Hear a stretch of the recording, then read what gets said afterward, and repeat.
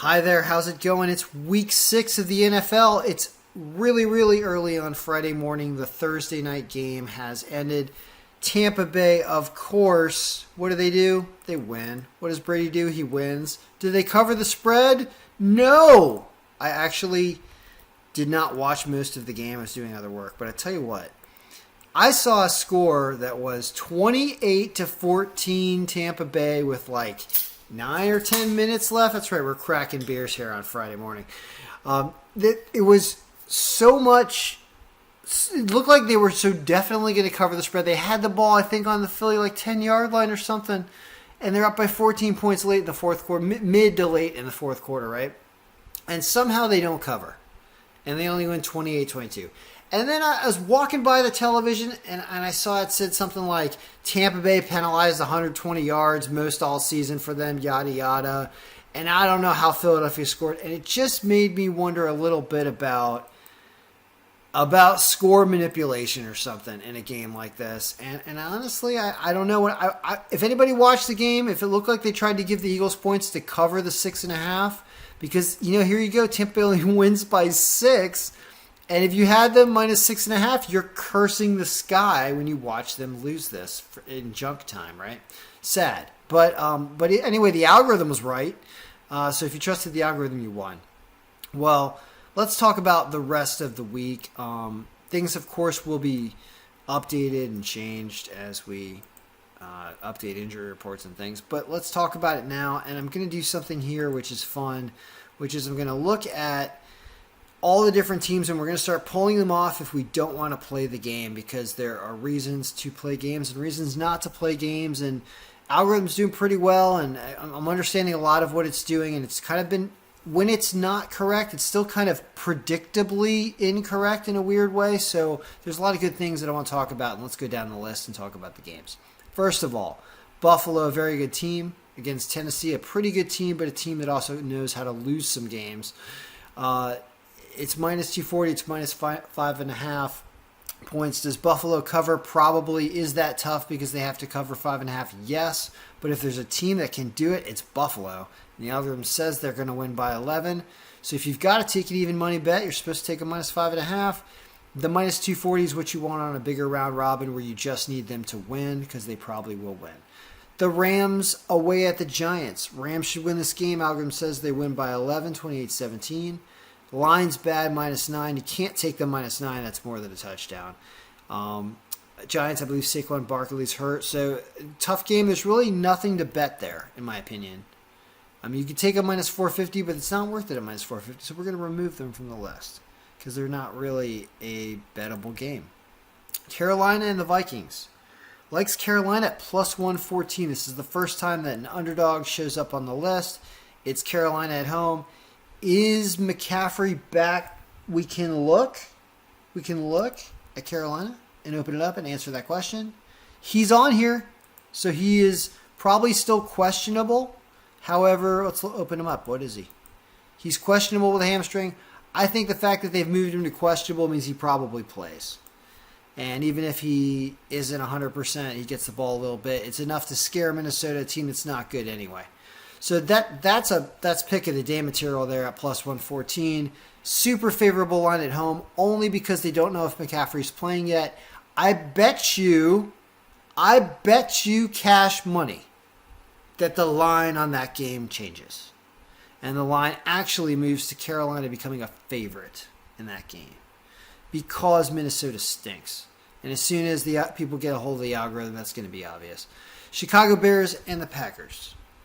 Now I've been asked about this specifically by people who I sent the algorithm to already this week. And they're like, dude, you got something wrong in your formulas. You got the Bears beat the Packers by accident. And I was like, well, is anybody injured? Like, anybody hurt? Like, is that something going on? Is Rodgers hurt or something? Or is there a problem? I didn't look too hard, but I don't think so. I think it's actually picking the Bears to win because it doesn't like Green Bay a little bit. Yeah, these people look like they're playing. Everybody looks like they're playing. Chicago, I mean, they had a rough game opening the season against the Rams, but the Rams are a really good team with Stafford. So maybe Chicago's not that bad, and maybe the algorithm knows something we don't. And seeing them at plus 194, while that does seem ridiculous that the Bears are going to beat the Packers, they are at least at home in Chicago, and you could take them plus 5.5. So they're staying on this list. I'm not going to doubt the algorithm, even though in previous weeks the algorithm has dropped some games up top. So if one of the games is going to get dropped up top, it's probably this one, which, of course, the odds makers do not agree with us about the Bears winning. Bengals and Lions. Why would Detroit beat a pretty good Cincinnati team this year? I don't think so. I like Cincinnati. Minus 75 is reasonable. So even though they're on the road, that's pretty good. Leave that up there. Dallas and the Patriots. Really like Dallas right now. Minus 160, even though it's in Foxborough. I'll take that. Leave that up there. That's fine. Kansas City at the Washington Football Club. Thinks Kansas City wins 30-25. I do think there's going to be a high-scoring game there. I like the over more than anything else. 6.5 points is too much, given that Think's only a 5-point margin of victory. So that's got to come off there. Can't really do anything in that game except maybe an over. Seattle and Pittsburgh. Here's where the algorithm likes Seattle over Pittsburgh, and the odds makers don't agree at all. So Seattle plus 5.5 is really generous. Going to leave that up there. Indianapolis and Houston looks like it's unbettable, except for the fact that Houston plus 10 is looking actually okay. So now we're getting to the bottom of this list where margins of victory are lower. And so you might want to look at taking this team plus the spread, this team over here. So Houston plus 10 is a possibility, but it's not a great pick. So let's just move that game off completely. Indianapolis gets removed. Then you have Miami at Jacksonville. That first of all, that game's in England at 9:30 in the morning. It's too close to call. Both those teams suck. If anybody plays well, like England is basically a home for the Jaguars. They tend to play really well in England. That's the only time they ever win games. So I actually suspect they will win because London is like a home for them. But this game violates my bad team versus bad team rule, so we don't bet on games like that. We don't care because they're crapshooters. So Miami needs to get removed from this list. Then you have Arizona at Cleveland. Super close game is the only reason why you wouldn't bet this game. However, the fact that Arizona is an underdog on the road makes it a really juicy line. And plus a field goal plus 3.5 seems really reasonable. So I'm tempted to leave that on because they're plus 3.5. The Raiders at the Broncos, though, we can remove that game because we have a lot of uncertainty about Gruden no longer coaching, assistants moving up, and just an overall weirdness around the locker room there. If anything, you take Denver, but empirically it says the Raiders have a better team statistics-wise, so we got to remove that game off the list as well. And this is what we're left with.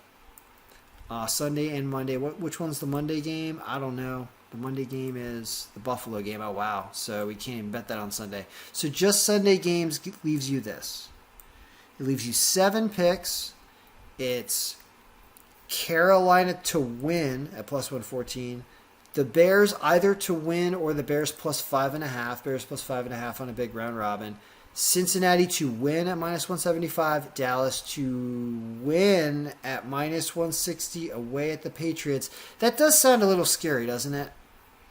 In Foxborough. It's not pick of the day material, but they are playing great. But let's see what it looks like without that, because that is kind of risky. And Seattle supposedly is risky against Pittsburgh as well. And the Chargers over the Ravens, I didn't even talk about that game. So here the Chargers are playing well. You could get them plus 3.